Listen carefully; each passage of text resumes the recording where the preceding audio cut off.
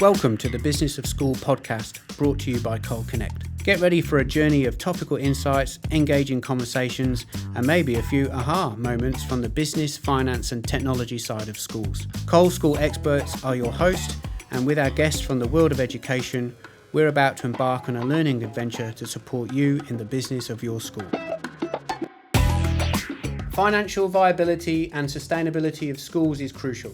With us today is our online guest, John Somerset, to talk with us about how schools can ensure financial sustainability and look forward to what could be the future challenges in the educational sector. Most of you in the school sector would already know about John, his passion for the financial sustainability of schools, and the great tools Somerset Education provides to school finance and governance stakeholders. A warm welcome, John, to another episode of the Business of School. Lovely to have you back. Oh, lovely to be back again, Kenton, and with you. Thanks for inviting me along. So last time we met up, we spoke about the ski tool that you developed at Somerset Education and how you were hoping that's going to have a big impact on the decision making of schools. Let's just talk a little bit more generally today, and what should schools do to ensure financial sustainability at the moment? All right. Oh, thanks, Kenton. Yes, no, I'd love to talk about that. As you know, I've done a master's research on the attributes of a financially sustainable school, and I'm also completing a PhD, hopefully complete it this year, 2024, but it'll sneak into 2025 for my final presentation. So I spent a lot of time thinking about this during the week, and my study time's also on the weekend. So keeps you busy. What I love about it, Kenton, is that I can actually put it straight into practice, because I've got like 600 schools I work with every year that participate in the financial survey. And so it's practical, I can go, and you come across different areas and you come across commonalities. So, and I've really got the saturation point with my research, whereby I'm seeing the same things all the time in relation to where I see schools are financially sustainable and where I see schools get into trouble. And what the research is telling us is that those schools that are financially sustainable, their attributes include sound financial outcomes, obviously, so adequate operating surplus, adequate replacement of facilities, adequate ability to service debt. That's what you expect, that part of it. But was there some surprises too in what you found in looking at schools? There were. It's the non-financial factors that really drive that. So the schools that I find are consistently sound generally participate every year, or they do participate every year in the financial survey for schools, because what the financial survey for schools does, which is, as you know, the online survey I've been running for 27 years now. Actually, this year I realised it's 20 years of Somerset Education as a separate entity. Wow, is that how long? Fantastic. Yeah, gee, the years run away quickly, don't they? Well, you look younger every year, John. Lucky we don't get any older. Yeah. Yeah, so they consistently participate in the financial survey for schools, and there's two reasons for that. Because what it does, it calculates a number of key ratios, and they can see the trends in their ratios over time. And one of the keys to financial sustainability is identifying an adverse trend, so a change for the worse in relation to a financial trend. And then the second part of that is actually responding to that change. So if they're in the survey consistently, and I've rejigged some of the reports this year, especially the trend report, the history report, to the first page gives them their key ratios over a 6-year period and percentage change. I found that one table alone was a great outcome from the research. And that's research into action. That's what I love about the research. I can put it straight into action. And that came from a conversation I had with a school where the chair said, look, I didn't really understand that we were trending the way we were adversely. I thought, well, gee, it's in the history report, but it didn't actually summarize it. I could do it better. So It's an improvement to the report, which we put in last year. So now it's a highlight. It's a highlight. Front page, you can't miss it. These are the key trends. And then it's giving you ticks and question marks saying, basically, John's worried about this, or it should be all okay. So it really brings it to light. And then also in the survey, you can compare your performance against similar schools. So the power of the two together is, it's a bit like a compass and a map. The compass gives you your direction. So the history gives you your direction, and the map gives you context. So you can say, okay, this is how I'm comparing. This is my level of debt compared to a similar school. This is my staffing ratios compared to a similar school. So it informs decisions. So schools that are financially sustainable are consistently in the survey. That's why I try and encourage schools to be in the survey every year, and even discount it if they take the package with the history. That's number one in those key ratios. Obviously, enrolments and staffing are also key because they drive the finances. And actually during COVID, I included a staff estimator, which is just you get that as part of participating in the survey. You can actually put in your enrolments, and then it'll use the sample average ratios from similar schools to say, okay, based on your enrolments, these are the staffing levels, FTEs you should have in these particular areas in primary and secondary, teaching, non-teaching, teaching, specialist support, admin, aides, etc. Very, very powerful. I used that tool with a school that was in serious trouble, and I could use that to convince them that they were very much overstaffed, and they therefore had to make some tough decisions, but had something to rely on to do that. That school, I think, lost $1.5 million the year that I saw them, and the next year they made $2.5 million surplus, which goes into funding the ongoing sustainability of the school, being debt servicing and asset replacement. Very, very simple, powerful tool.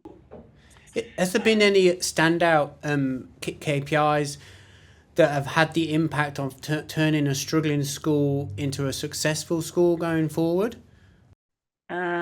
It varies depending on whether it's a cost issue or a revenue issue. I was talking to a school the other day, and their costs were super efficient, but actually they were underselling their product. Their revenue was too low, and the comparatives could tell them that. And I could prove to them, and they go, "Oh, okay, yes, we thought we were under.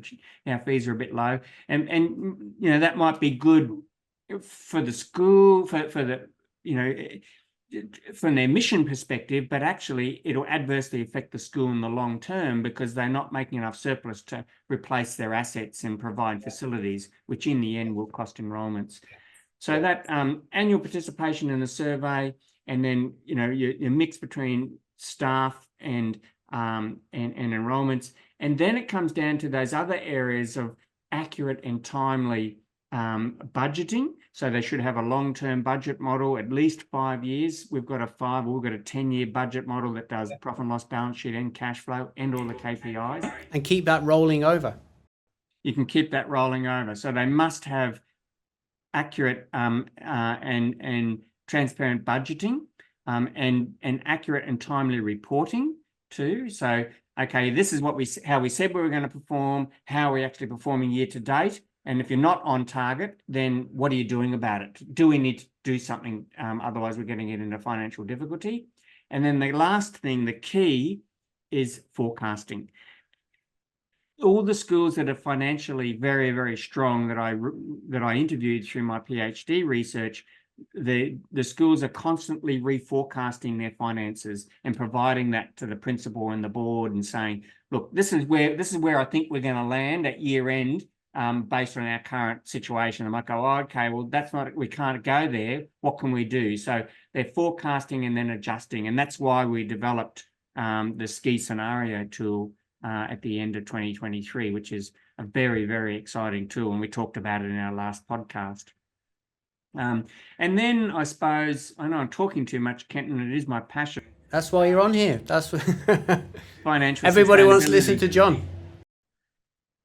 It's putting policies in place around that. So once a school knows where they need to be financially sustainable, put a policy in place and just monitor it like a dog with a bone. And one school I'm thinking of, I've been training the school board every year, I think for the last 5 years, which again is a key attribute, is financial training of boards and senior management. That was a school that was in a bit of trouble, a number of years ago, and they set some key policies around staffing ratios and costs and target operating surpluses and target debt levels, and they just monitored it. And the minute they got off track, they did something about it. So it's that actually responding and acting on those policies. As soon as possible. As soon as possible. But a policy is a policy. So, you might sneak outside a policy. That's not the end of the world, because as I always say to school, there is a financial cost of doing something, but there's also a cost of not doing something. So, if you build this building and our debt ratios go a little bit above our policy, well, do we accept or reject the risk? It allows you to make that informed decision, because there's a financial risk of doing it, but there's also a risk of not doing it, like building that performing arts complex or something and it's like that. Quite often the one that people forget, especially the accountants in the room. Especially the accountants in the room. We're numbers people, and actually it's the business of schooling, which is, that's the title of your podcast. It's the business of schooling, and we're developing young minds, and we need people and resources to do that. So it's that balance between that ultimate mission of a school, but finances are the enabler. If you don't have the right finances, you can't actually achieve your mission. So you've got to have the two in balance, and that's what I love doing. I seem to have a bit of a knack of getting that across to schools, which I love. That also brings a smile to my face. Want to keep you smiling, John, and we want to keep all schools smiling. So what about looking at the challenges for schools? What challenges are schools facing now, and what do you perceive is going to be on the horizon for them? Yeah, okay. So we all know about the staffing challenges. So trying to get teachers, and also trying to get non-teaching staff. Like schools that I'm seeing a bit of a disturbing trend actually in schools that get into financial difficulty. It's not uncommon for the school to say, "Oh, we've had 4 business managers in 2 years," and the business manager just getting their feet under the table, and then they go, and then the new one comes in, and they're trying to, like a rabbit in the headlights, trying to get everything in order, and then that goes, and so that's it. We verify that. Staff. Yeah, we'd verify that too, John. Like in the schools that we work with, we're seeing that trend too. The turnover in the staff, from business manager right through the finance teams, is it's scary. It's scary, and it's deadly for schools, Kenton, because they're like calibrating the gauges that the people driving the ship are working from. Yeah, I like that analogy. That's good. They're providing the data and the gauges, and then that can ring the warning bells, if something's going wrong. And I know you've got a great service, Cole, Connect of, I think you've got a virtual bursar, haven't you? And that's right. And you can do the payroll. It's that consistency of data. So many schools have their own business manager, or they're using Cole, outsourcing parts of it. But what we're trying to do is enable the in-house school business managers, even if part-time, with the right tools, that they can very quickly get up to speed and produce the information that's needed, because that is really, we're seeing that concerning trend that schools get into trouble. They have this turnover of finance staff. So it's that constant challenge of teaching staff and non-teaching staff. It's obviously changes in curriculum and curriculum differences between states, etc. I'm not an educator, so I can't really comment on that, but I'm aware of it. I mean, I'm married to a school principal, so I very much understand that. Obviously, operating costs, because wages have gone up so much with inflation. All costs are going up. Sorry? All costs are going up, aren't they, for schools? We're redoing the annual budgets for schools. The accounting team are going, this is having a crazy impact on what they're having to include in those budgets. I know. So, yep. So operating costs, like you got some, I think the state sectors, and I think in New South Wales went up by 12% in 2024. It's just massive increases in staffing costs and other costs. So that, I suppose, if the schools don't respond with an adequate top line revenue, well, their surplus reduces. So if their surplus reduces, it's like your take-home pay reduces. How are you going to service your debt? And the trouble is that building costs have gone berserk. So therefore, schools have got to borrow more. So not only are their surpluses reducing, but their building costs are increasing. So they're having to borrow more. So their ability to service the debt becomes problematic. So that's been a real issue, and probably will continue to be a real issue.